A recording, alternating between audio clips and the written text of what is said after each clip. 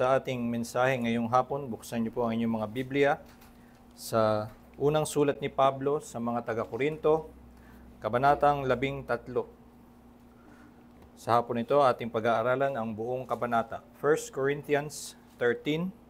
Hayaan niyo pong basahin ko sa inyo ang salin sa Ingles ng English Standard Version. Pakinggan po natin ang salita ng Diyos. If I speak in the tongues of men and of angels, but have not love, I am a noisy gong or a clanging cymbal. And if I have prophetic powers, and understand all mysteries and all knowledge, and if I have all faith, so as to remove mountains, but have not love, I am nothing. If I give away all I have, and if I deliver up my body to be burned, but have not love, I gain nothing. Love is patient and kind. Love does not envy or boast. It is not arrogant or rude. It does not insist on its own way. It is not irritable or resentful. It does not rejoice at wrongdoing, but rejoices with the truth. Love bears all things, believes all things, hopes all things, endures all things. Love never ends. As for prophecies, they will pass away. As for tongues, they will cease. As for knowledge, it will pass away. For we know in part, and we prophesy in part. But when the perfect comes, the partial will pass away. When I was a child, I spoke like a child, I thought like a child, I reasoned like a child. When I became a man, I gave up childish ways. For now we see in a mirror dimly, but then face to face. Now I know in part, then I shall know fully, even as I have been fully known. So now faith, hope, and love abide, these three. But the greatest of these is love. Pagpalain nawa ng Diyos ang pagkabasa ng kanyang salita. Tayo ay umaabot na sa ika-13 kabanata sa ating tuloy-tuloy na pag-aaral ng sulat ni Pablo. At mainam talaga na atin ngang binabasa ito at pinag-aaralan sa konteksto na kung paano siya at kung bakit siya isinulat ni Pablo, sapagkat itong kabanatang ito ay kilalang-kilala ng marami. Naalala ko may isang pelikula akong napanood, hindi ko pinanood yung buo, pero na tumanim sa isip ko ang eksenang ito. Ang kwento ay merong dalawang yung bida ay laging pumupunta sa mga kasal kasi doon sila nami-make up ng mga babae. So hindi siya magandang pelikula. It's ang Hollywood film. Na doon sa kanyang ginagawa ay habang nag-iikot sila ng mga kasal, dahil nga madami na silang inatenda ng mga kasal, ginawa nilang katuwaan silang magkaibigan na huhulaan nila kung ano ang passage na babasahin nung celebrant nung magkakasal doon sa ikakasal. At nagbubulungan sila, tingin ko, Ephesians yan eh. Tapos yung isa naman, hindi, 1 Corinthians 13. Tapos, ayun nga, ang madalas nga talaga ay 1 Corinthians 13. At ito ay nagiging kilala ng marami. Madalas nga itong makot minsan sa Valentine's cards, sa mga kasal, at minsan maging sa konteksto ng pagkakasal kung saan pag-aaralan ng tunay na ibig sabihin ng pag-ibig mula sa kasulatan, ay parang nalalayo doon sa mismong actually gustong ituro ni Pablo, kaya niya isinulat ang kabanatang ito. Kung titingnan natin, parang wala itong kinalaman sa romantic love, sa pag-iibigan na para sa mag-asawa, though siyempre ang mag-asawa kung sila'y parehong mananampalataya at nasa iglesia, dapat nga naman talaga bilang magkapatid sa pananampalataya ay may ganitong klaseng spiritual na pag-ibig na makita sa pagitan nila. Pero sa ating yang nakikita, bakit napunta dito si Pablo? Ang nakita natin, ang buong sulat ni Pablo sa mga taga-Korinto ay dahil madaming nabalitaan si Pablo ng mga problema na nangyayari sa iglesia ng Korinto. At ang pinaka nakikita nating common ay sila'y naghihiwa-hiwalay, nagpapangkat-pangkat, nagpapataasan, nagyayabangan, hindi nakikita sa kanila ang pagkakaisa na dapat makita sa isang iglesia ng mga taong tinubos ni Kristo ng kanyang dugo. So, sa mga nakita nating problema, pagdating dito sa chapter 12 ay nakita nga natin ang tinatalakay ni Pablo ay tungkol sa spiritual gifts. Dahil ang bawat isa sa mga taga-Korinto ay may iba-ibang mga kaloob, merong mga may kakayanan na mag-prophesy or mag-speak in tongues, yung kanilang pagkakaiba ng spiritual gifts ay naging okasyon para magpataasan, magpagalingan, nagsasabi na yung gift na natanggap ko ay mas mahalaga kaysa sa gift mo. Or kung sila ay magkapareho ng gift, halimbawa pareho silang prophets, ay nagpapagalingan sila as prophets. So, itong konteksto na pagdating sa Kabanatang 13 ay tungkol pa rin ito actually sa spiritual gifts. Ito ay sinulat ni Pablo para magbigay ng kaliwanagan kung paano ba dapat tingnan ang spiritual gifts. May kita nga natin na hindi siya talaga tumitigil sa topic na yon dahil kung titignan natin ng 12:31, sinabi niya, earnestly desire the higher gifts and I will show you a still more excellent way. At pagdating sa 14:1, makikita natin na tinutuloy niya yung pagtuturo na kailangan nga talaga or tama lang na ang mga mananampalataya ay sikapin na lumago sa kanilang mga kaloob. So sa 14:1, pursue love and earnestly desire the spiritual gifts. So itong Kabanatang 13 ay sinulat upang mas lalo nilang maintindihan kung ano ba tabat ang kanilang pangunahing sinisikap na abutin. At imbis na sila ay magpataasan, magpagalingan sa kanilang mga kaloob, ay tinuturo sa kanila ni Pablo na mayroong mas maiging daan, a still more excellent way. Ito yung mas mainam, mas tama, mas maganda.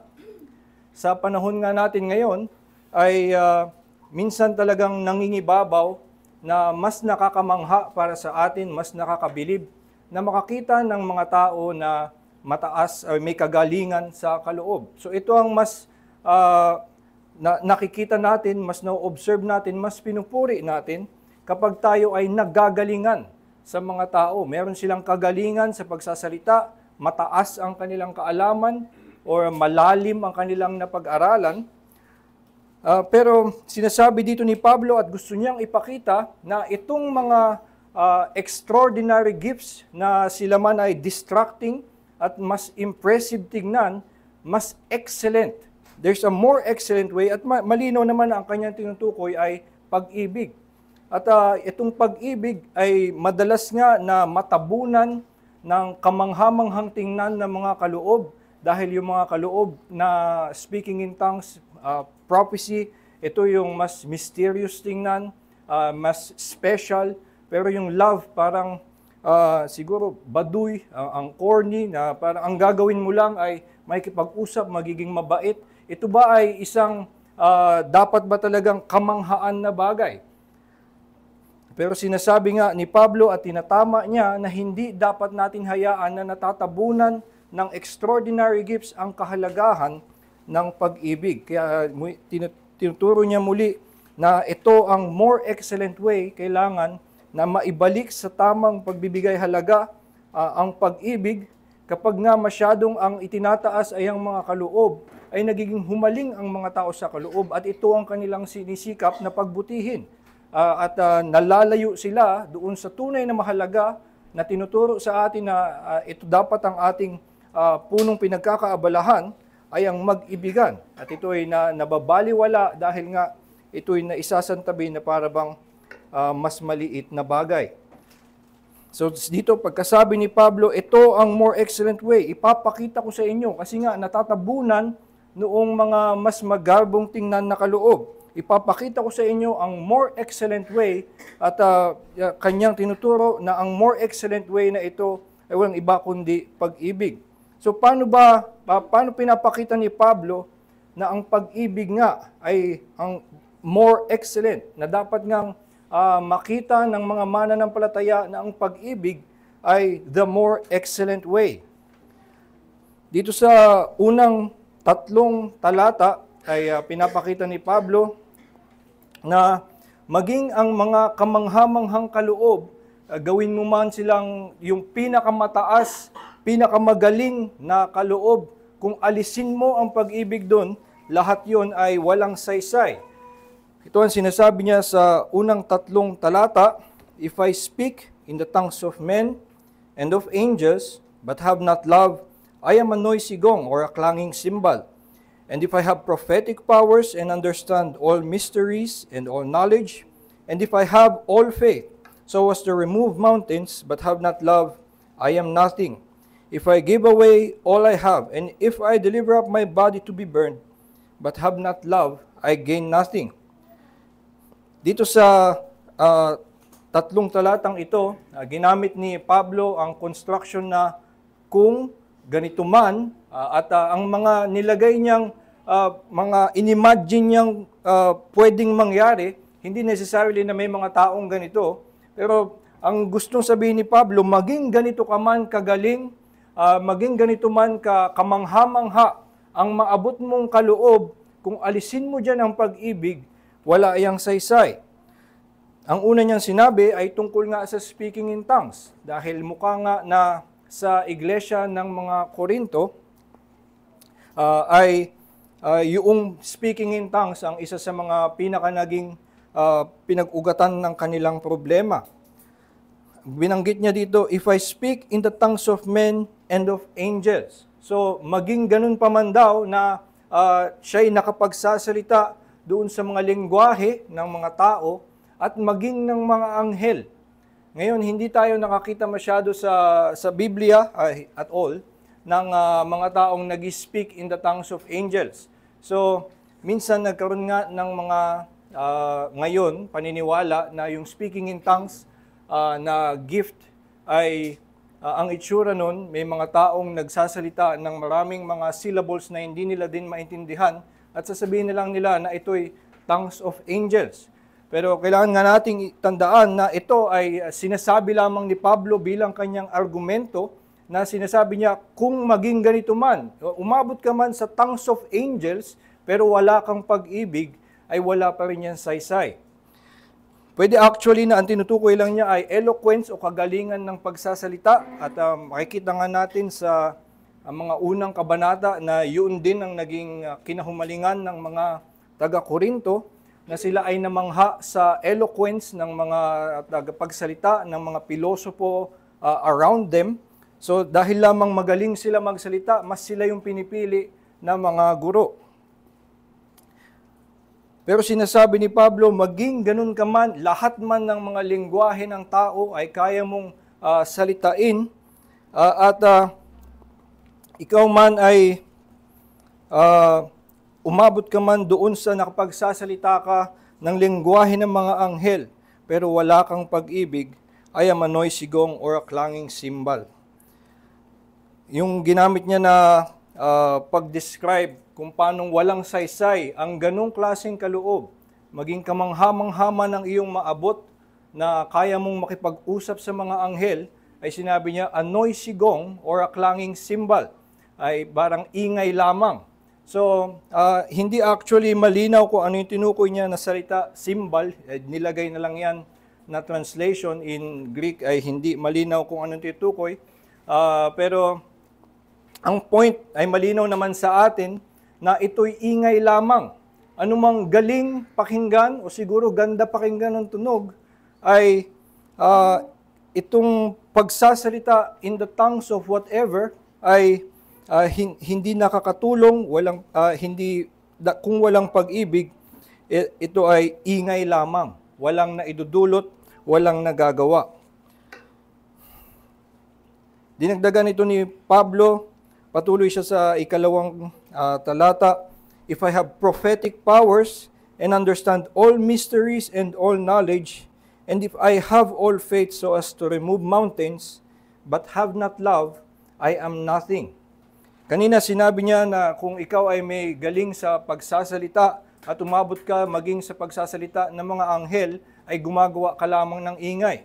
Pero dito, ang sinabi niya, nasa iyo pa man ang lahat ng prophetic powers.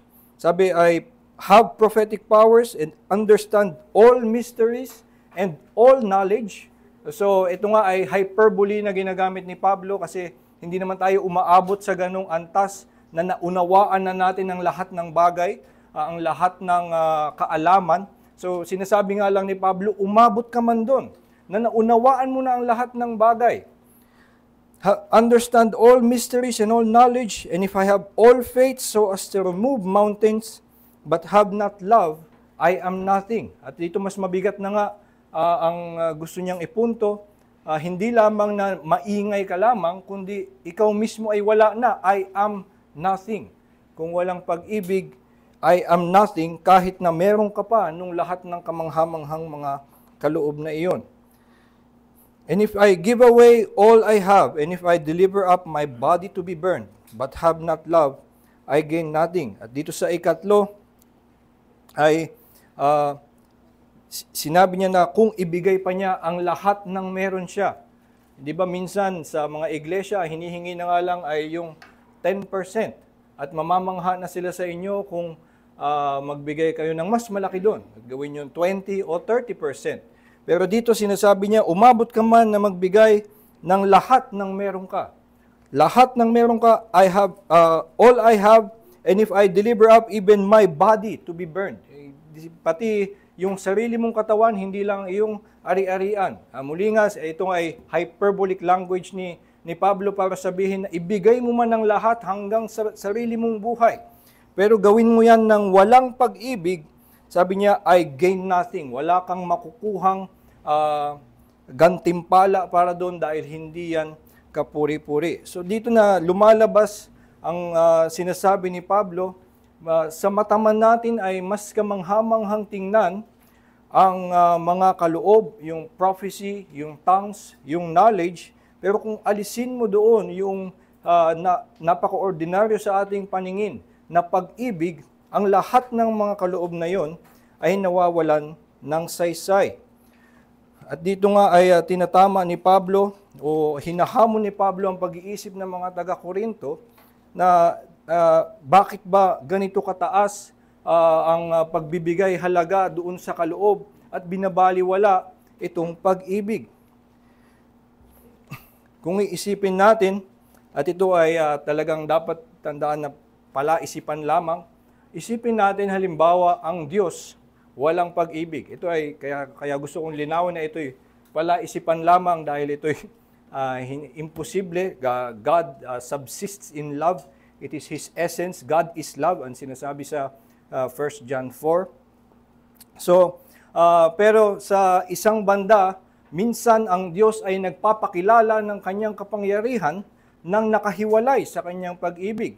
So, halimbawa sa Old Testament, maraming beses sa mga threat ng mga prophets, madaming beses nyo makikita na pag nag-threaten ng mga prophet ng parusa, halimbawa doon sa 10 plagues, si Moises or si Isaiah at si Ezekiel ay nagpa-prophesy ng mga parating na punishment na dadalhin sa Israel.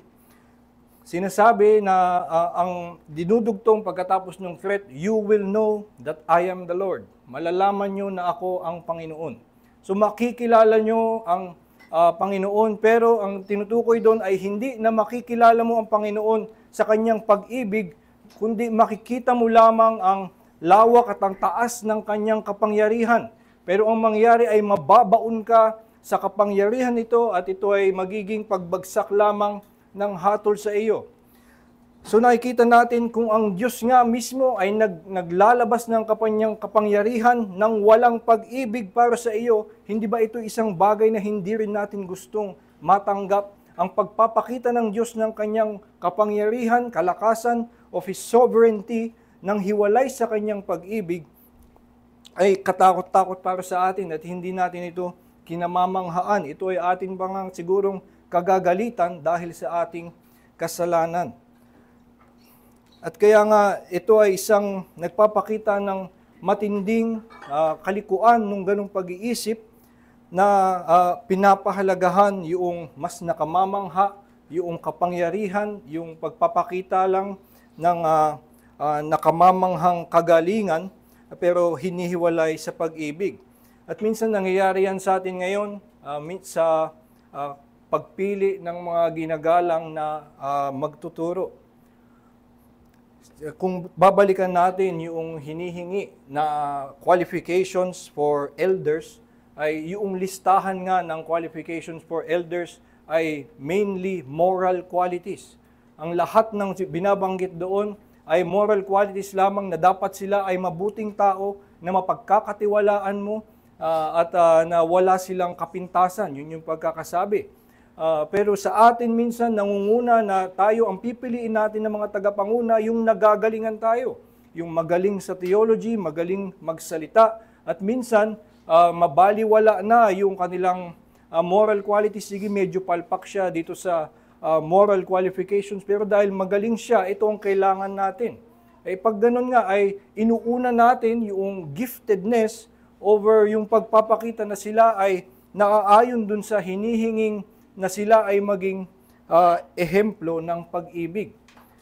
At ang kinakalabasan nga nito na may mga guro na isi-set up sa iglesia, sila yung ginagalang at kinakalabasan dahil hindi nga sila mga huwaran ng pag-ibig at sila ay meron lamang kagalingan, ay yung mayabang sila na dadala sa trahedya, na uuwi sa mga pagkahulog na skandalo na hindi natin na maiiwasan sana kung ang ating nagiging batayan ng pagpili ng mga mangunguna ay mas nangunguna yung moral quality kaysa dun sa giftedness.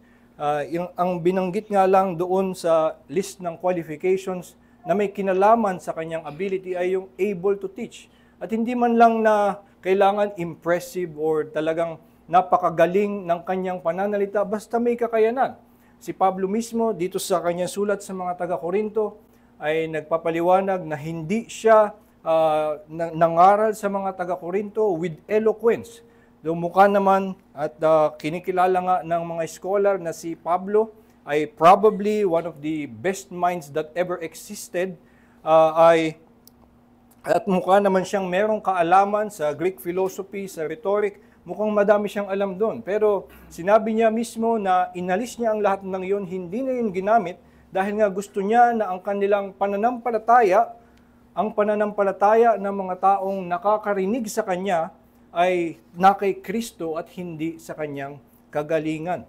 At ito nga ang dapat na maitama sa ating pag-iisip, na masyado tayong mas namamangha doon sa kagalingan ng tao at nakakaligtaan na ang mas hinihingi ng Diyos at ang kanyang tinitingnan at kanyang tinatalaga na dapat manguna sa iglesia, at lumalabas sa atin nga kung yun ang itinalaga ng Diyos na dapat ito ang nangunguna, ibig sabihin yun yung kanyang gustong makita sa iglesia. Hindi na ang lahat ng mga Kristiyano sa iglesia ay maging theology expert. So, hindi priority ng Diyos mismo na magtalaga ng sinong pinaka-fine theologian, kundi yun ang ilalagay niyang qualification, kasi gusto niya na yun ang ma-produce sa lahat ng mga Kristiyano. Kundi naglagay siya ng moral qualifications at meron kakayanan na magturo. So ito ay nagpapakita ng mismong priority of God kung ano ang nais niyang makita sa iglesia. Ang nais niyang makita more than it displays of giftedness ay pagpapakita ng pag-ibig. At ano nga ba ang kagandahan ng pag-ibig? Bakit mas dapat nga talaga nating pahalagahan ang pag-ibig? Dito, ito ang pinapaliwanag ni Pablo at itong matututunan natin dapat dito sa talatang 4 hanggang talatang 7. Dito sa talatang 4 hanggang talatang 7, basahin natin. Love is patient and kind. Love does not envy or boast. It is not arrogant or rude. It does not insist on its own way. It is not irritable or resentful. It does not rejoice at wrongdoing, but rejoices with the truth. Love bears all things, believes all things, hopes all things, endures all things. Mapapansin natin yung pattern ng sinabi ni Pablo dito ay naglista lang siya. Love is ganito at love is not. So sinabi niya kung ano ang pag-ibig at kung anong hindi ang pag-ibig. At minsan nga ito ay nagiging lumalabas lamang sa maraming Valentine's cards para maging nakaka-inspire na ibig sabihin ng pag-ibig. Pero kung ating uunawain ito sa konteksto, bakit ito ang mga napili ni Pablo na paglarawan sa pag-ibig? Isang dapat na mapansin, ang mga pinili dito ni Pablo, lalo na yung mga sinabi niya na hindi ganun ang pag-ibig, yung mga love is not, ay lahat ito ay tumutukoy sa lahat ng kamalian ng mga taga-Korinto. Kung mapapansin natin na lahat ng kanyang binanggit ay tumutukoy sa mga napag-aralan na natin sa mga naunang kabanata, ito yung kanilang lahat ng mga kamalian. So ang una niyang sinabi, na love does not envy or boast. Hindi naiinggit or nagmamataas o nagyayabang. At ito ay kapag nga naghahambing ang mga tao, so kapag makakita ka ng mas mataas sa iyo o meron siyang mas marami ng kung ano man na mas marami sa kanya kaysa sa iyo, yun ay kaiinggitan mo. So you envy. Kapag siya naman ay mas mababa sa iyo, ikaw ay magbo-boast. So ito ay ugali ng pag-compare sa ibang tao. At ito ang nakita natin sa mga taga-Korinto na talagang ang nangunguna sa kanila ay magpataasan, magpagalingan, makakita ng mas magaling sa kanila ay napapangunahan sila ng envy. At kapag nakakita sa kanila sila ng mga kapatid na mas mababa sa kanila, mas mahirap, siguro bago pa lang sa pananampalataya o hindi pa ganun kalago sa kanilang pagsunod, ay sila'y nagmamataas. So, yung iba pang binanggit, arrogant, rude, yung salitang yan, arrogant, yun nga ay sila'y mayabang. At kung ikinabit pa dun sa verse 5, rude, sa ibang salin ay indecent, ay baka tumutukoy yan dun sa binanggit sa 1 Corinthians 5 na sila ay sexually immoral and they are arrogant. So mukhang lumalabas nga na ang itong nililista ni Pablo ay yung mga katangian na talagang nagkukulang sa mga taga-Korinto. Sila'y taliwas sa pag-ibig. Pagdating sa verse 6, verse 5, it does not insist on its own way. It is not irritable or resentful. Hindi nagtatanim ng sama ng loob. Muli, makikita natin na nagpapatuloy yan kung yung kanina galing sa chapter 5 ng kanilang indecency and they are arrogant. Ito namang binanggit na sila daw ay nagtatanim ng sama ng loob at nag-insist on its own way. Makikita natin sa chapter 6 kung saan sila ay nagdedemandahan at hindi na lang sinasabi na magparaya, why not rather suffer wrong? So ito yung they are provoked to anger at nakikipag-away na lamang, dinidemanda nila ang kanilang kapatid dahil nga hindi nangunguna sa kanila ang pag-ibig. Sabi, it does not rejoice at wrongdoing. So mukhang may ganun nga ding nangyayari sa mga taga-Korinto. Sila'y kapag nakakita ng kapatid, at parang maaaring ito ay tumutukoy dun nga sa 1 Corinthians 5 na they are arrogant about the brother who is indecent.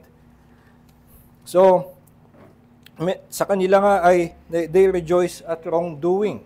So, isang gustong ipakita sa kanila ni Pablo dito sa listahan na to, kung tinuturing nyo ang mga kaloob ang mas mahalaga dahil ito ang mas kamangha-mangha, bakit itong tinuturing nyo na ordinaryong pag-ibig ay hindi nyo nagagawa? So para bang sinasabi sa kanya, kung ordinaryo nga ito, bakit ang layo nyo dyan? Bakit hindi nyo magawa kung sinasabi nyo ito pala ang mas madali na dapat ay kaya naman ng lahat?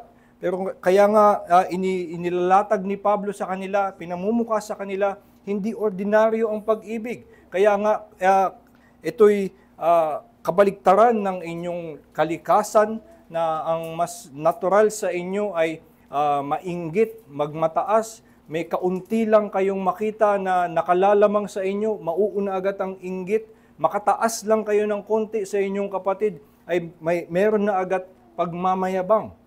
Ito ang mas likas sa atin, kaya hinahamon ni Pablo na tingnan ang pag-ibig ay hindi as ordinary as we think, as easy as we think. Hindi ba't napakalinaw na ganito siya kahirap, kaya nga hindi natin magawa.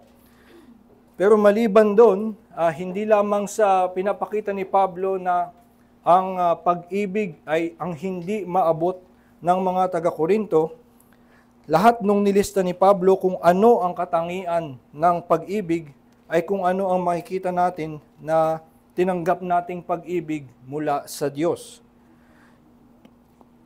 Sa orihinal na Griego, ang pagkakasabi ay hindi actually listahan siya ng adjectives. So dito sa salin sa English, dahil limitado ang ating language, so hindi makapture yung part na yun nung Greek. Ito ay isang poetic na tinatawag na personification. So hindi lamang sinasabi na yung halimbawa, sabihin natin na pag magsasalita tayo tungkol sa apoy, isang simpleng pananalita ay sasabihin lang natin ang apoy ay mainit. So yun ay isang plain prose, sabi lang natin fire is hot. So, ito ay nagbibigay lamang ng adjective. Pero pwede tayong magsalita to speak more grandly about fire at sasabihin natin na fire gives heat to those who are cold. So, para bang yung apoy ay nagbibigay ng init sa mga nilalamig. At sa ganitong paraan ay parang binigyan natin ng consciousness yung apoy in our speaking. Yung apoy ay may malasakit dun sa mga nilalamig at siya yung gumagawa na nagbibigay ng init. At parang ganito actually yung pananalita ni Pablo sa verse 4 to 7. Isa itong personification at mas nakakapture ito actually ng King James. Sa King James Version, yung pagkakasalin mukhang mas poetic, though ang salin nila ay charity, pero yung lahat actually yan ay hindi is patient, ay kundi mga verbs, ginagawa ng pag-ibig ang nakalista in Greek.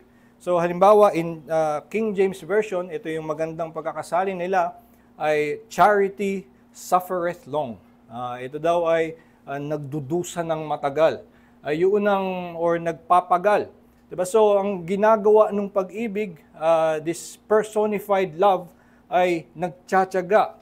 So, ang gustong iparating ni Pablo ay na itong pag-ibig ay ordinaryo man ang tingin natin sa kanya, pero ito ay gumagawa ng isang napaka-divine na bagay, at yung pinili niya particularly na patience and love, long-suffering, ay mga bagay that is always regularly attributed to God in the Old Testament. Sa unang pagpapakilala ng Diyos kay Moises sa Exodus 3, yun nga yung sinasabi na siya'y merciful, na long-suffering, at ang madaming beses na pag-aralan natin sa mga awit, ay ang madalas na binabanggit ay yung salitang sinasalin siya na loving kindness. Ito ay yung salitang steadfast love, minsan din ang salin, pero ibig sabihin ito ay isang mahaba na hindi natatapos na pag-ibig. At yun yung tinutukoy ni Pablo, ang pag-ibig ay patient and kind. Tulad ng pagpapakita ng Diyos sa atin bilang mga makasalanan ng kanyang patience and kindness despite our sin, ay ito ang pinakabumabago pa sa atin. At muli nga, alisin mo pa yung mga miracles, alisin mo pa yung pagpapakita ng kapangyarihan, at sa atin nga, ordinarily, hindi naman tayo nakakakita ng miracles, pero tayo ay napangaralan lamang ng Ebanghelyo at natutunan natin na ang Diyos ay may napakayamang biyaya na pag-ibig para sa mga makasalanan, at natutunan natin tulad ng sinabi ni Pablo sa 1 Timothy chapter 1 na siya ay nakatanggap ng patience para sa lahat ng mga magtitiwala sa Kanya, ay pinakita kay Pablo ang isang napakayamang patience. Ito lamang ang makita natin, hindi na yung kanyang kapangyarihan, hindi na yung mga miracles, natutunan lang natin sa pangangaral ng Ebanghelyo na ang Diyos ay nagpapatawad ng mga kasalanan. He is patient and kind. Ito ang mas may kapangyarihan na bumago sa atin. Hindi naman na namangha tayo na, ang Diyos pala ay kayang maghati ng dagat. Minsan, may mga taong kayang maniwala sa mga ganung kapangyarihan ng Diyos at mismo nga yung mga Egyptians na humabol sa Israelites ay kitang-kita yung kapangyarihan ng Diyos na hinati ang dagat, pero sila mismo ay hindi napaniwala, hindi sumampalataya sa Diyos at hindi napaibig sa Diyos dahil hindi nila natutunan ang kanyang pag-ibig. At kaya nga ang mas mahalaga na dapat na mas kinamamanghaan natin at ito naman ang tunay na pinag-ugatan ng ating pananampalataya, ang tunay na bumago sa ating puso ay hindi ang ating pagkamangha sa kanyang kapangyarihan, kundi na natutunan natin, natikman lamang natin ang kanyang patience and kindness towards sinners. At pinapakita na ordinary man ang dating ng patience and kindness, ito ay makapangyarihan as it reflects the divine grace that we have received from God. Minsan tayo ay siguro meron sa atin na may mga mahal sa buhay na hindi pa sumasampalataya at meron tayong kagustuhan na sila ay ma-convert or maturuan ng salita ng Diyos. Pero ang madalas na mangyari sa mga mananampalataya ay napanghihinaan ng loob at ang kanilang sinasabi ay na wala naman ako nung kagalingan na ako'y mangaral, hindi ako mahusay magsalita, hindi sapat ang aking kaalaman, baka may mali pa akong masabi, hindi accurate ang aking pag-present ng doctrine. So,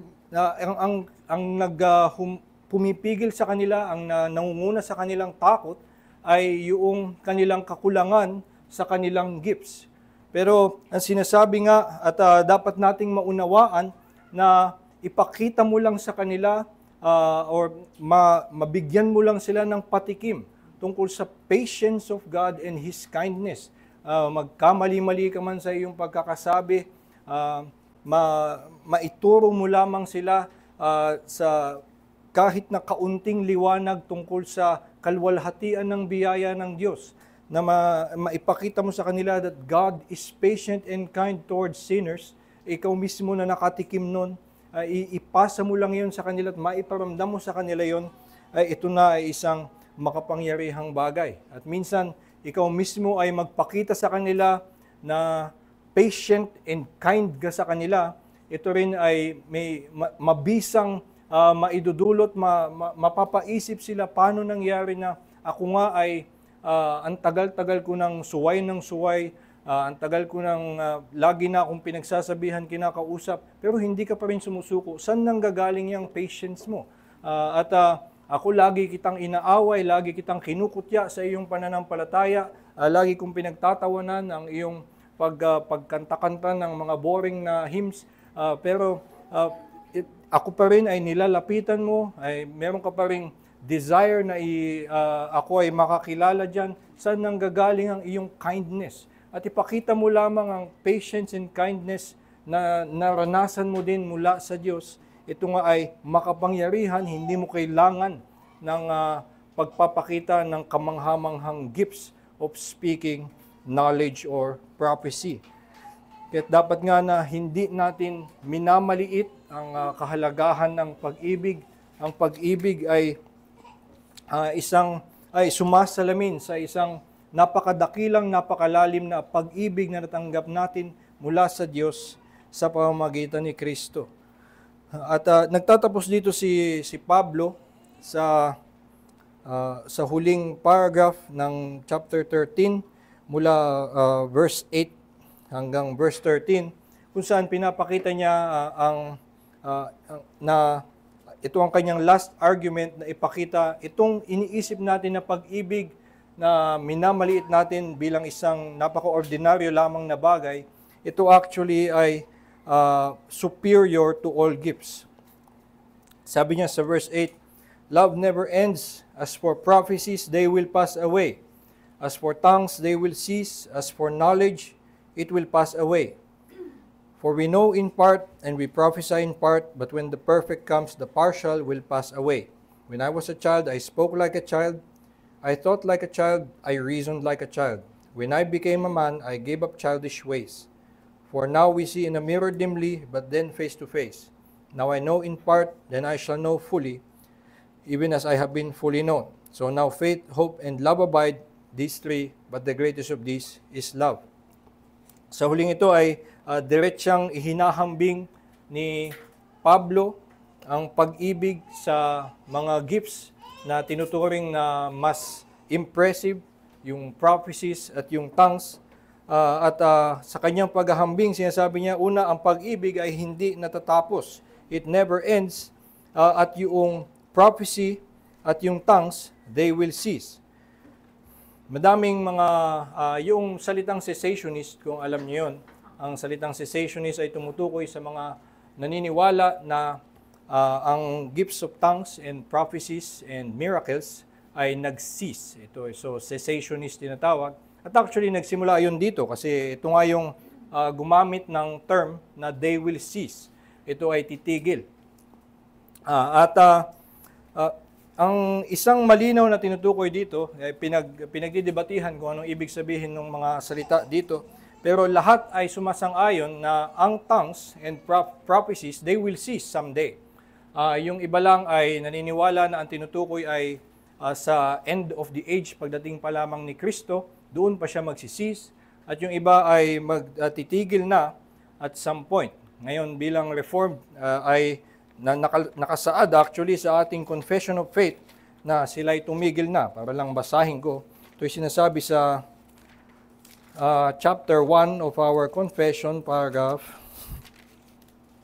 Sige, doon na lang sa Westminster Confession, doon ito nagsimula. Chapter 1, paragraph 1, yun sa huling bahagi, sabi, which makes the Holy Scripture to be most necessary, those former ways of God's revealing His will unto His people being now ceased. Ito ay sinasaad din sa ating Confession of Faith, itong ay tumigil na.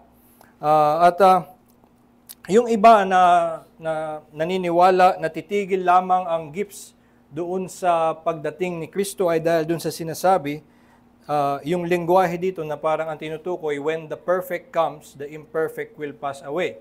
So mukhang ang tinutukoy ay the final judgment o si Kristo sa kanyang pagdating, yun na nga yung perfection.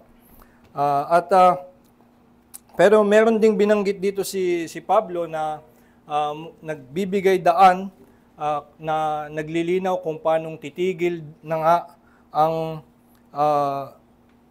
gifts, ang revelatory gifts, kasi dun sa kanyang binanggit na when I was a child, I spoke like a child, I thought like a child, I reasoned like a child. When I became a man, I gave up childish ways. So, magkakaroon ng time hindi lamang sa pagdating ng perfection, kundi may dadating na time na kung nakuha mo na yung perfect revelation, at ito naman yung tinutukoy dito, knowledge, tongues, and prophecies. So, yung perfect revelatory gift, kung ito ay dumating na, ay hindi mo kailangan nung mga imperfect. So, ito ang isang pinagbabasihan ng pananaw kung bakit may pananaw na tumigil na nga sa panahon pagkatapos ng pagkakasulat ng banal na kasulatan ay tumigil na ang tongues and prophecies. Pero hindi nakasalalay doon ang ating posisyon na yung mga prophecy and tongues have ceased. Ang mas pinangahawakan kong verse actually para na kaya hindi ko hinahanap na ang tongues and prophecies ay dahil pagkakasabi sa Hebrews 1. Sa Hebrews 1 sinasabi, long ago in many times and in many ways God spoke to our fathers through the prophets, but in these last days He has spoken to us through His Son, through whom also He created the world. He is the radiance of the glory of God, the exact imprint of His nature. So, kung lumabas na at naihayag na yung radiance of the glory of God kay Kristo, na ihayag na doon ang kabuuan ng kaluwalhatian ng Diyos, hindi mo na nga kailangan ng mga inferior revelation na hindi pa naisusulat. Kung nandito na rin naman yun, at actually eventually sa chapter 14 verse 36, ay binabanggit kung meron mang, dito sa 1 Corinthians chapter 14 verse 36, binabanggit na kung merong mga prophets among you, ay he should acknowledge that what I write are the commandments of God. If he does not acknowledge this, he is not recognized. So, nagpapakita na yung nasusulat ay nakalalamang, nakahihigit doon sa mga prophecies. So, ito ay naglalagay ng mas mataas na antas itong kasulatan kaysa doon sa mga may gifts of prophecy. In any case, ang gusto ko ding mas ihayag dito ay dito actually sa talatang ito, mukhang hindi naman gusto ni Pablo na magsimula ng debate tungkol sa titigil ba ang speaking in tongues or prophecies. At pagdating nga sa chapter 14 ay magbibigay siya ng pagtuturo na sikapin yung lumago sa inyong gifts of prophecy kasi nung panahon na yon ay gumagana pa ang gift of prophecy. Dito, ang gustong tandaan natin ang punto ni Pablo, kaya niya ito tinuturo ay upang ipakita na ang pag-ibig ay a more excellent way. At ang gusto niyang ipakita dito na kalamangan, particularly ng pag-ibig, ay na ang pag-ibig hindi titigil. At yung prophecies at tongues, kung kailanman ka naniniwala na ito'y titigil, yan ay titigil kahit ano pa man ang paniniwala mo.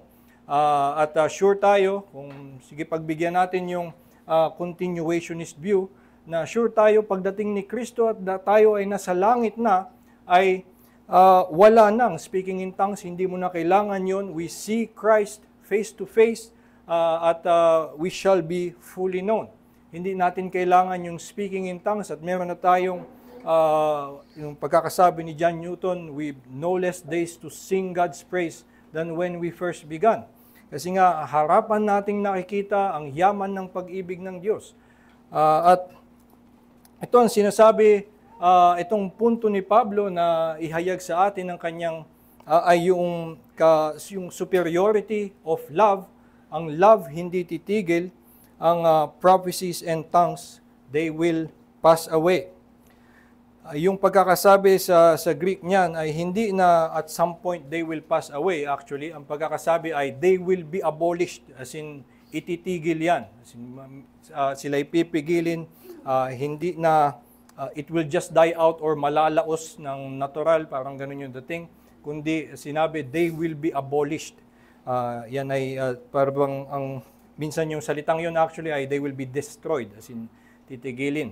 So, itong prophecies and tongues ay hindi magtatagal, pero ang pag-ibig ay magtatagal. At isa sa mga most insightful na tingin kong pagpapaliwanag nito ay yung isang aklat ni Jonathan Edwards. Si Jonathan Edwards ay kilala sa malalim na theology na mahirap basahin.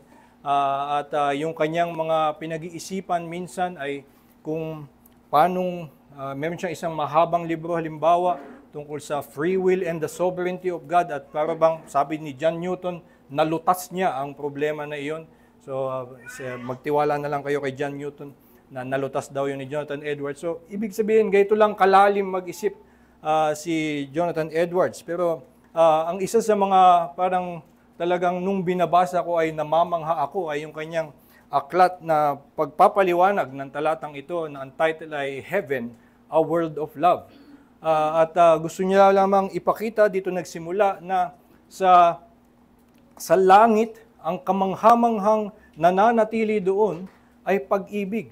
At hindi na merong nagpapakita ng magaling siyang mangaral, merong magaling na mag-speak in tongues ng iba-ibang mga lingwahe. Ang kinamamangha ng lahat ng tao doon ay ang napakadakilang pag-ibig ni Kristo para sa atin at ang lahat ng mga mananampalataya na naligtas doon ay nag-iibigan to a level na hindi natin ma-imagine. At talagang tinatry i-describe ni Jonathan Edwards yung kung anong level ng pag-ibig ang maaabot ng mga tao at parang sinasabi na lang niya, isipin nyo yung pinaka-kinamamanghaan yung tao sa kanyang kabanalan. Well, kung ikukumpara nyo siya sa kung anong maaabot niya pagdating niya sa langit, ay wala pa siya doon. Sa totoo lang, nakakainis na tao yan. Ay marami siyang kamalian, marami siyang kasalanan pang nananatili sa kanya. Pero pagdating sa langit, siya'y punong-puno na ng pag-ibig. Dahil siya'y nasa harap na ni Kristo, naalis na ang lahat ng kasalanan, at kitang bukas na ang kanyang puso na manghang-manghang umibig kay Kristo, at lahat ng nasa paligid niya ay kaibig-ibig. So, wala siyang ikinagagalit, walang kahit anong nag-challenge sa kanyang patience, kundi talagang nag-uumapaw lang ng pag-ibig ang lahat ng tao. At maliban sa isipin mo yung tinitingala mo sa kanyang kabanalan, yung pinakamalumanay na tao, isipin mo yung Kristiyano na kilala mo na parang hindi malumanay. O basta isang mananampalataya na tingin mo parang hindi siya Kristiyano. Pero isa siyang mananampalataya na parang hindi pa lumalago sa pag-ibig. Pero ito nga ay pagdating niya sa langit ay magiging katulad siya ni Kristo. At ang kamangha-mangha sa kanya ay hindi na biglang napakagaling niyang magsalita, napakalawak ng kanyang kaalaman, kundi ang taong ito na nakikita mong magagalitin, masungit, at hindi mapagpatawad, parang matinding pagbabago ang mangyayari sa kanya at napaka-lalim, napaka-moving display of love ang makikita natin. So at ito nga ang mananatili, mawawala ang lahat ng iba, prophecies, tongues, they will all cease, pero makikita natin sa langit ay nag-uumapaw na pag-ibig sa lahat ng tao. Ito ang dapat nga na mas kinamamanghaan natin. Kaya itong argumento na to ay muli bumabalik doon sa ating maling pag-iisip na mas nakakamangha sa atin yung display of power or display of giftedness. Kaya itong halimbawa yung binanggit niya sa simula na mayroong mga taong kung ikaw ba ay magsasalita in the tongues of angels. So ito ang iniisip natin na itsura ng makalangit na heavenly, impressively heavenly activity. Ang magsalita in the tongues of angels. Ang magsalita ng di mo nauunawaan. Pero kung titingnan natin, una sa lahat ng anghel na nagpakita sa Biblia ay nagsalita ng ordinaryong language. So nung sila ay nagpakita sa mga tao, ay hindi sila nagsalita mysteriously nang hindi mo maunawaan. Lahat sila ay nagsalita in a language that the hearer will understand and communicated to them great news that Christ, I bring to you good news of great joy that Christ is born to you this day. So ito ang ginagawa ng mga anghel, naghahayag in an understanding, in a way that can be understood ng mabuting balita at hindi na kailangan magmukhang impressive. Si Pablo, parang dito sa huling paragraph na ito ay binibigyan tayo ng patikim ano ang itsura ng tunay na heavenly glory. Ito ay makikita sa isang taong umiibig, nagbibigay ng patience, nagpapakita ng patience and kindness even to people who are impatient and unkind to him. At hindi ito makikita sa pagsasalita in a language that na hindi maunawaan o nakamamangha lamang sa atin. Ito mga kapatid ang itinuturo ni Pablo na the more excellent way. Kaya binabalik niya tayo dito dahil nga meron tayong itong tendency na yung pag-ibig ay ma-overshadow nung mga more impressive gifts.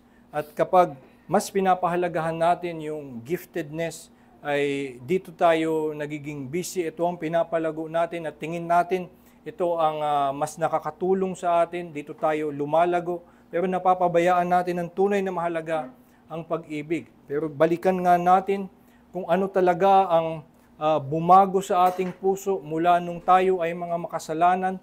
Ang pinaka-pinagugatan nito ay ang pagkakilala natin sa pag-ibig ng Diyos, hindi sa kanyang kapangyarihan, hindi lamang sa kanyang pagpapakita ng iba pang katangian, particularly nung pinakilala niya sa atin ang kanyang pag-ibig sa pamamagitan ni Kristo. Yun ang bumago sa atin. Kaya ito ang ating panghawakan. Kung magbabalik tayo dun sa katotohanan na yun na pag-ibig ang bumago sa atin, nawa nga ay maibalik natin ang pagpapahalaga na ito ang paluguin natin sa ating sarili, na magkaroon ng pag-ibig bilang tugon sa pag-ibig na tanggap natin mula sa Diyos, at magkaroon nga ng paghahangad na magkaroon na ng patikim dito noong gagawin natin habang buhay sa langit ang umibig sa ating Diyos, kay Hesukristo at sa ating mga kapatid. Tayo po'y manalangin. Ama naming Diyos, kami nagpapasalamat sa iyong salita na naghahayag nga sa amin ng katotohanan. Kami, Panginoon, ay madala ng kasinungalingan at sa aming makalaman na pag-iisip ay mas kami nahuhumaling ng mga namamangha kaming kagalingan sa kanilang mga kaloob, sa pananalita. Ngunit Panginoon, ikaw ay tumitingin sa puso at iyong itinuturo sa amin ang iyong hinihiling sa sangkatauhan ay na masalamin ang iyong pag-ibig na ipinakita sa amin. Kami umibig sa iyo at umibig sa aming kapwa.